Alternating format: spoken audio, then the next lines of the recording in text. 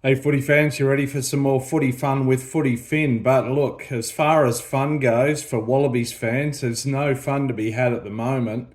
So, 1 week after a great, unexpected victory over Argentina, the Wallabies have absolutely capitulated. They've surrendered a 20 points to 3 lead, and they have succumbed to the biggest loss in their history, the biggest losing margin, and conceded the biggest score against them ever in history. 67 to 27 was the final score. Look, let me say up front, congratulations, Argentina, Los Pumas.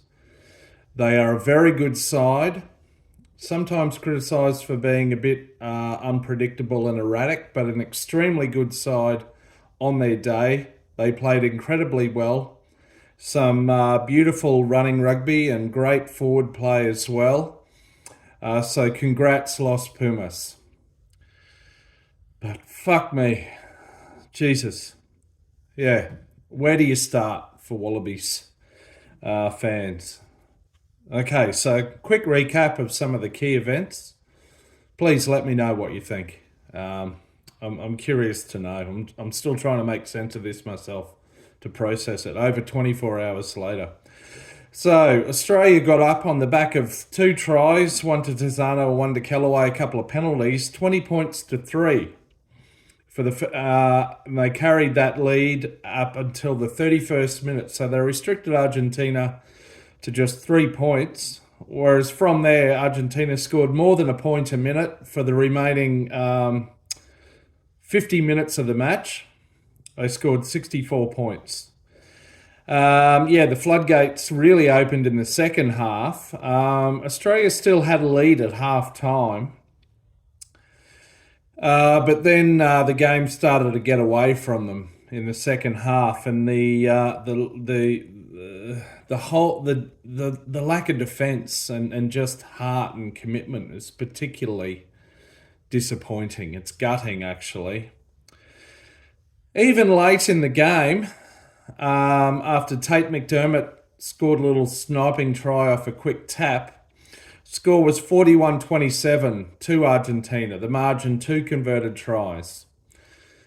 If the Wallabies come away with a 14-point deficit at the end of that game, you'd say, okay, they come away from Argentina with 1 win and 1 loss.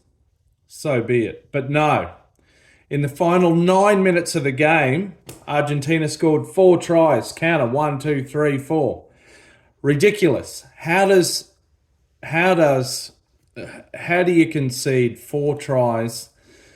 You claim to be a tier 1 top 10 rugby nation. Sitting at number 8th we were prior to last weekend. And you concede 4 tries in 9 minutes. That's what's particularly galling. It's absolutely fucking unacceptable. There is no other word for it. It's embarrassing. It's a capitulation. It's a surrender. It's pulling your pants down and bending over, isn't it? It's just ridiculous. Hope I didn't offend anyone with that comment.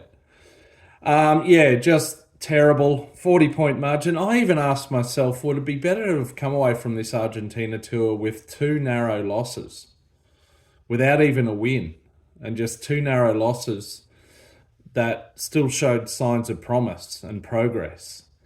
Because this is absolutely terrible. It's ridiculous. It's completely unacceptable.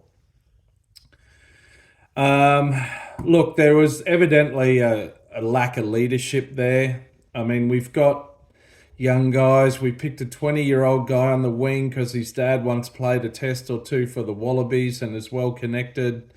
We've got other guys playing in their first, second or third tests. Okay, but that's not really balanced out with leaders. And I'm not going to pin the blame on number 8, Harry Wilson, who's only playing his second test as captain. I mean, this is a guy who doesn't regularly captain his Super Rugby team, the Queensland Reds. And yet I think it's It's sadly reflective of our sort of lack of depth, and the fact that so many players are not guaranteed to hold their position in this squad. It's in such a state of flux that someone like Wilson is thrown in as captain. Even still, and it's no way for James Slipper in his 138th test to equal George Gregan's record for the Wallabies, to celebrate that milestone. But look, incredibly disappointing. And it doesn't get any easier from here, because in just about 10 or 11 or 12 days, Australia's got to face the All Blacks, who are hurting after losing both games in South Africa narrowly by less than 7 points each. And yet they only have one win in the tournament from 4 outings like Australia. So the All Blacks are going to be hurting. They've got a point to prove.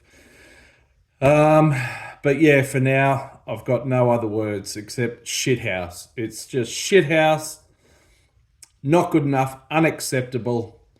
There's too many bloody entitled little private schoolboys in this team who get dropped off. Used to get dropping off at school from mum in a Range Rover, and it's bullshit. There's no heart. There's no balls. There's no commitment. I'm not happy with it. And neither are almost... Show me one Wallabies fan that would be satisfied with this. It's shithouse. Till next time, catch you.